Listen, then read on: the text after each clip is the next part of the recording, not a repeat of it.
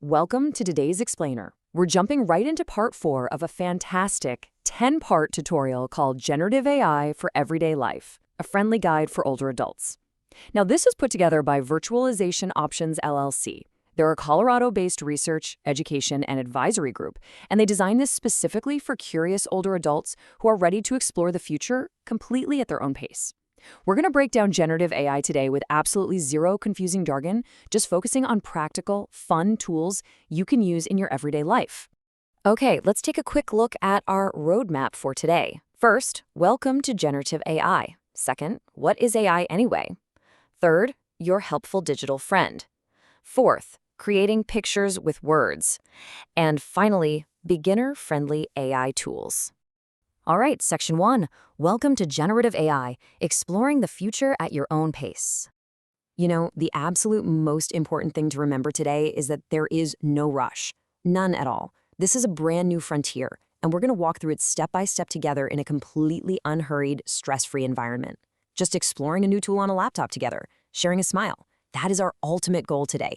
We are really here to demystify this technology and make it a fun, shared experience. You absolutely don't need a degree in computer science to use these new systems. Literally, all you need is a bit of curiosity and a willingness to just give it a try. Moving on to Section 2. What is AI anyway? A very smart helper. So AI stands for artificial intelligence. Simply put, it's a computer program that understands your questions and answers you in everyday language, just like a real conversation. You don't have to write any computer code, you don't have to memorize complex commands, nothing like that. You just type to it in plain English, exactly as you would talk to a neighbor or a family member over a cup of coffee. It really is just a very, very smart helper. Section 3, your helpful digital friend, always available to chat. Let's completely reframe how we think about this technology. Instead of viewing AI as some cold, intimidating machine, let's look at it as something much more familiar and, well, comforting. AI is essentially a well-read companion. Think of it as a massive digital library. It has processed a vast amount of human knowledge, and it is ready to share that knowledge with you literally whenever you need it. I love this quote from the guide. It says, "Think of it as a helpful friend who has read millions of books and is always available to chat any time of day, no appointment needed." I want you to hold on to that thought because it completely removes any intimidation factor. This tool is strictly here to assist you on your schedule with absolutely no judgment. So how do we actually talk to this friend? Well, we use everyday prompts. For instance, you could just type, "Give me a low-sodium dinner recipe using chicken and vegetables." And boom, the AI will instantly provide a recipe tailored exactly to your dietary needs and whatever ingredients you already have on hand. Or maybe you're planning a getaway. You can ask, "What are the best things to do in Savannah, Georgia for a 3-day trip?" Suddenly, this digital friend becomes your own personal, highly knowledgeable travel guide. Which brings us to Section 4, Creating Pictures with Words, Chapter 5, Creating Images with AI. We're shifting gears a bit now from helpful text to stunning visual creativity, which is honestly where this technology gets incredibly fun. You know, traditional art supplies, the canvases, the messy palettes, the brushes, they take incredible time, patience, and talent to master. But with AI, you don't actually need them. You don't need any art classes at all. You can literally leave the paints on the table because your primary tool is simply your imagination and your ability to just describe what you'd love to see.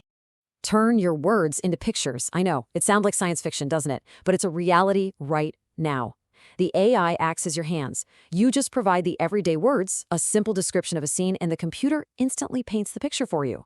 Imagine wanting to see a simple wooden bench sitting on a lush green lawn, completely surrounded by blooming pink and red roses in a soft watercolor style. A user didn't spend hours painting this by hand. No, they just typed that exact description and the AI created it for them in seconds, entirely from scratch. It is just a wonderful way to express your creativity without needing any technical artistic skills whatsoever. And finally, Section 5, Beginner-Friendly AI Tools, Free to Start. Now, if you're wondering how you can actually try this at home, the great news is that you have access to it right now. 2 fantastic beginner-friendly tools you can look up today are Adobe Firefly and Microsoft Designer. You don't need to go to a store, you don't need to purchase expensive software to begin. Both of these programs are completely free to start using. You just pull them up on your computer, type in a description of the picture you want to see, and watch the magic happen. This brings us to the end of our explainer today, and I want to leave you with this final encouraging question. What will you ask your new digital friend to create first?